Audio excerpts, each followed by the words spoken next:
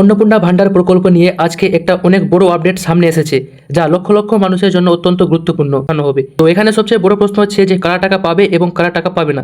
সমস্ত কিছুই কিন্তু জানিয়েছে মাননীয় মুখ্যমন্ত্রী শুভেন্দু অধিকারী, এবং মাননীয় মুখ্যমন্ত্রী ঠিক এই ব্যাপারে কি বলেছেন সেই বক্তব্যটাও কিন্তু আপনাদেরকে শোনাবো। তো সমস্ত কিছু আলোচনা করবো আজকের এই ভিডিওতে অফিসিয়াল আপডেটের সঙ্গে। আর আপনারা যদি এই ধরনের গুরুত্বপূর্ণ আপডেট এবং অথেন্টিক ইনফরমেশন পেতে চান, তাহলে অবশ্যই ডাব্লিউবি আপডেট বা রাজ অফিসিয়াল ইউটিউব চ্যানেলটি অবশ্যই সাবস্ক্রাইব করে রাখুন। তো চলুন আজকের এই ভিডিওটা শুরু করছি। তো এই ব্যাপারে ঠিক মাননীয় মুখ্যমন্ত্রী কি বলেছেন সেই বিষয়টা কিন্তু আমি আপনাদেরকে জানাচ্ছি। প্রথমে আপনারা এইগুলো তথ্য একটু দেখলেন।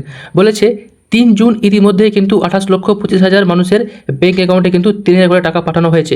তো আপনারা অবশ্যই কিন্তু প্রত্যেকে জানেন যে 3 জুন কিন্তু প্রথম কিস্তির টাকা কিন্তু 28,25,000 মানুষের ব্যাঙ্ক অ্যাকাউন্টে ঢোকানো হয়েছিল, এবং তারপর থেকে কিন্তু যারা যারা ফর্ম ফিল আপ করেছে তাদের কিন্তু একবারও কিন্তু টাকা ঢোকানো হয়নি। মাঝখানে কিন্তু আপনারা শুনতে পেয়েছিলেন যে নাকি 69 লক্ষ ব্যক্তির অ্যাকাউন্টে টাকা পাঠানো হলো, আবার নাকি 50 লক্ষ ব্যক্তির অ্যাকাউন্টে টাকা পাঠানো হলো। সেগুলো কিন্তু পুরোপুরি কিন্তু ভুল তথ্য ছিল।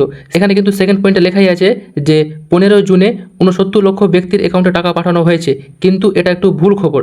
69 লক্ষ ব্যক্তির অ্যাকাউন্টে টাকা পাঠানো হয়নি, তাদের ভেরিফিকেশন করা হয়েছে।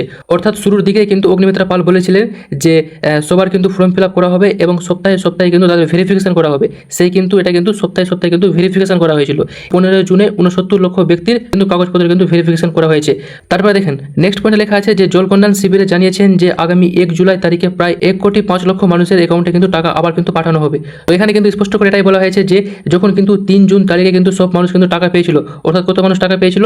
28,25,000 ব্যক্তি কিন্তু সেই 3 তারিখে কিন্তু টাকা পেয়েছে। তারপর থেকে কিন্তু মানুষ কিন্তু টাকা পায়নি।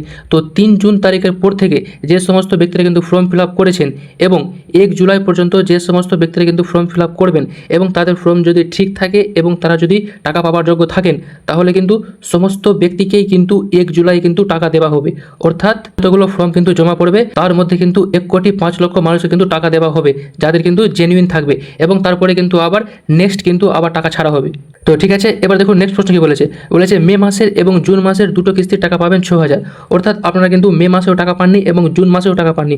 তো এই দুটো মাস কিন্তু মিলিয়ে, অর্থাৎ মে মাসের 3,000 টাকা এবং জুন মাসের 3,000 টাকা, এই দুটো মিলিয়ে কিন্তু আপনাদেরকে 1 জুলাই কিন্তু 6,000 টাকা কিন্তু দেওয়া হবে, যারা কিন্তু যোগ্য ব্যক্তি, অর্থাৎ যাদের ফর্ম ঠিক থাকবে এবং জেনুইন যারা যারা ভারতীয় আছেন এবং টাকা পাওয়ার যোগ্য আছেন, তারাই কিন্তু টাকা পাবেন।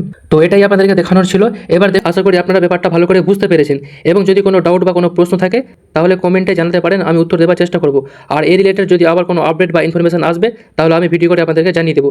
এবং এই ভিডিওটা যদি আপনাদের কাজে লাগে তাহলে একটা লাইক করে দেবেন, এবং এরকম আপডেট এবং ইনফরমেশন পেতে ডাব্লিউবি আপডেট বা রাজ অফিসিয়াল ইউটিউব চ্যানেলটি অবশ্যই সাবস্ক্রাইব করে রাখুন। তো চলুন আজকের জন্য এতটাই থাকলো, দেখা হচ্ছে এরকম নেক্সট অন্য কোনো ইনফরমেশন ভিডিওতে। ধন্যবাদ।